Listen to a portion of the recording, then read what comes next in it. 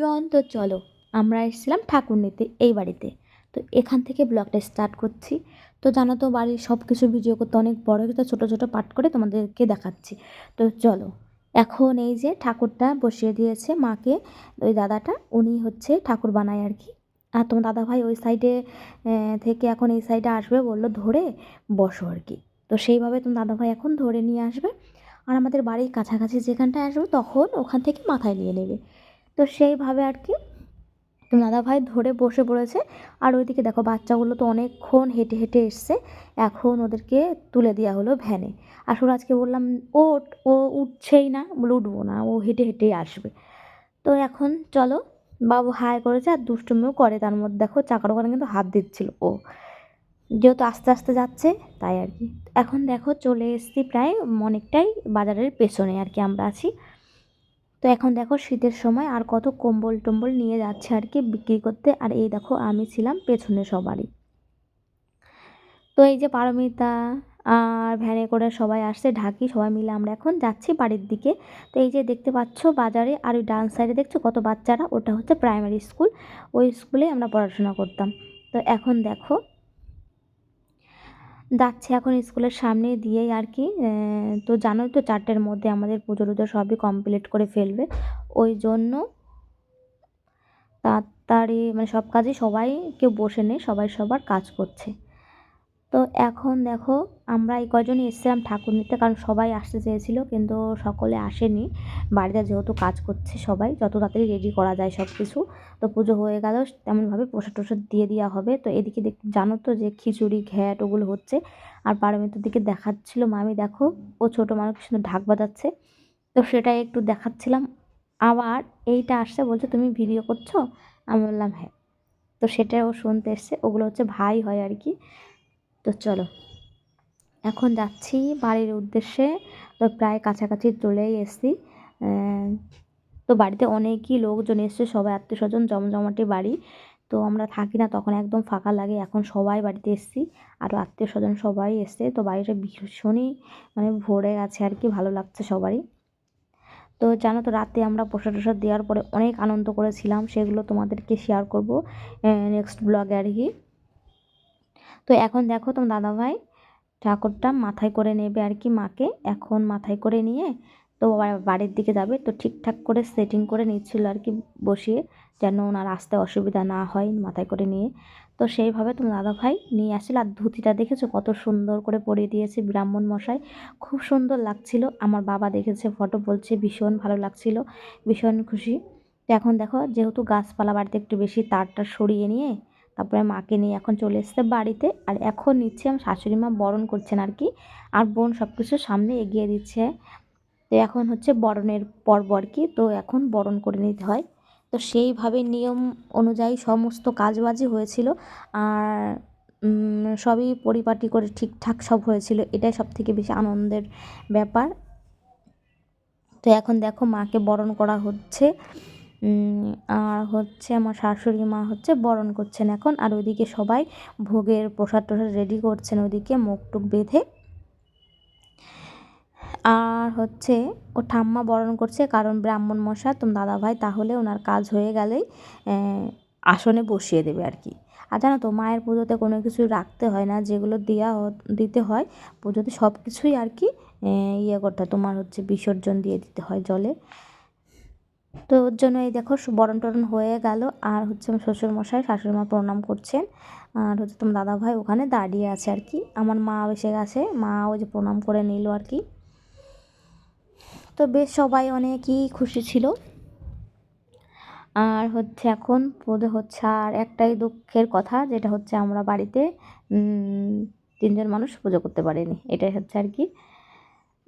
তো সব কিছুই হয়ে গেছিলো আর কি, তো অসুবিধা নেই। তো আনন্দ সবাই মিলেই করেছি আর কি, বেশ ভালোই খুশি ছিল। তো দেখো সব কিছু রেডি করে এখন মাকে বসিয়ে দিচ্ছেন। এদিকে দেখো ব্রাহ্মণ মশাই ঠিকঠাক করে নিচ্ছে, আর ঠাম্মাও এদিকে কাজবাজ করছে আর কি, যা যা দরকার, যেহেতু ওনার উপরে বেশি দায়িত্বটা চলে গেছে এবার। তো তবু আগে থেকে আমরা সব কিছু গুছিয়ে নিয়েছিলাম। এদিকে দেখো সবার জন্য শাড়ি টাড়ি আনা হয়েছিল, যারা পুজো করছে আর কি, দিতে হয়। তো ওর ঠাম্মা সেরকমভাবেই নিয়ে যাচ্ছে সকলকে দিতে। আর এদিকে পারমিতা তো মেয়ে মানুষ, ওর জন্য কী আনবো, তা ওর জন্য এটা হচ্ছে আমার ননদের জন্য আনা হয়েছে, ননদকে দেওয়া হলো। আর হচ্ছে বোনকে আর সকলকে আর কি দেওয়া হয়েছে। আর এদিকে দেখো পারমিতার জন্য এনেছিলাম সোয়েটার, তো ওটা সোয়েটার ওকে দেওয়া হয়েছে যাতে ব্যবহার করতে পারে।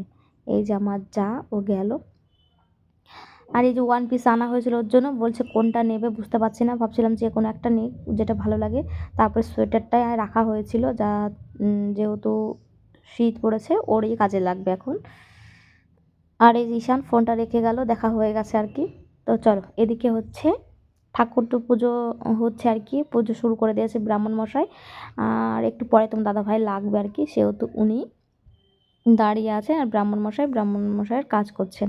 আর এদিকে দেখো খিচুড়ি ঘ্যাট যেগুলো হবে ওর জন্য সেগুলো তরকারি রেডি করা হচ্ছে। আমার যা, ওইটা হচ্ছে আরেকটা যা, ওই যাটা তো কথা বলতে পারে না কিন্তু অনেক কাজ করতে পারে, বোবা আর কি।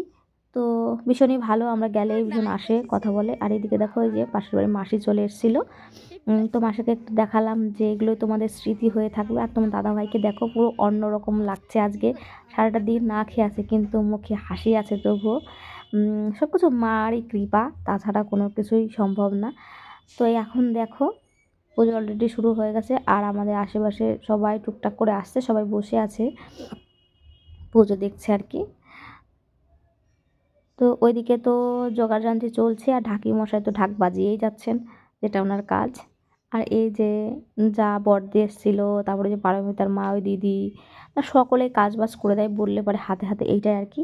আর আমরা জানো তো পুজোর আগেই যতক্ষণ মানে সব পারি আমরা সব করে রাখি আর কি নিজেরাই, বেশিটা, যাতে কাউকে অত করতে না হয়, যেটা মানে কারো ভরসায় ফেলে রাখা, ওইটা আমরা একদমই বেশি করি না, নিজেরাই করে নিই যতটুকুনি পারি বেশিরভাগই। আর এদিকে দেখো আমার জায়ের বোন, এই যে অঞ্জনা, আর হচ্ছে ওর মামার মেয়ে, আর ওইটাও একটা বোন হয়।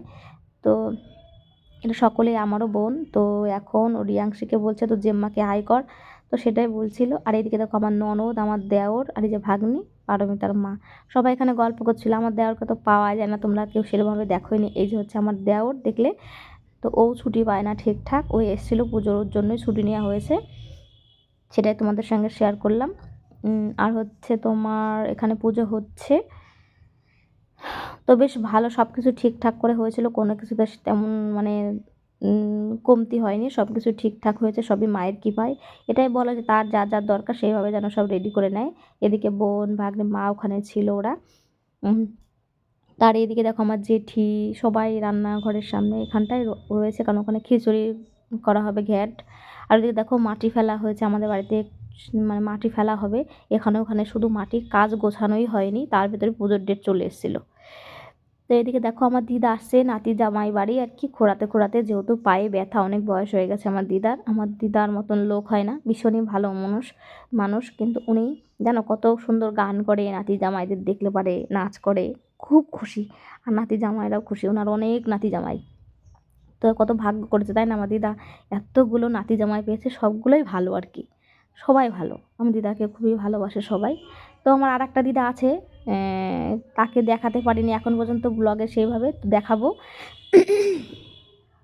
তো চলো, এখন হচ্ছে তোমার পুজো হচ্ছে, তোমার দাদাভাই এখন বসে আছে মাথায় গামছা বেঁধে, কীরকম লাগছে, বেশ সুন্দরী।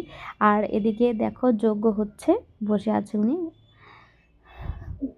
তো আমার ভিডিওটি ভালো লেগে থাকলে তোমরা একটা লাইক করো, কমেন্ট করে জানিও। ভালো থেকো, সুস্থ থেকো, আজকের ব্লগটা এই পর্যন্তই।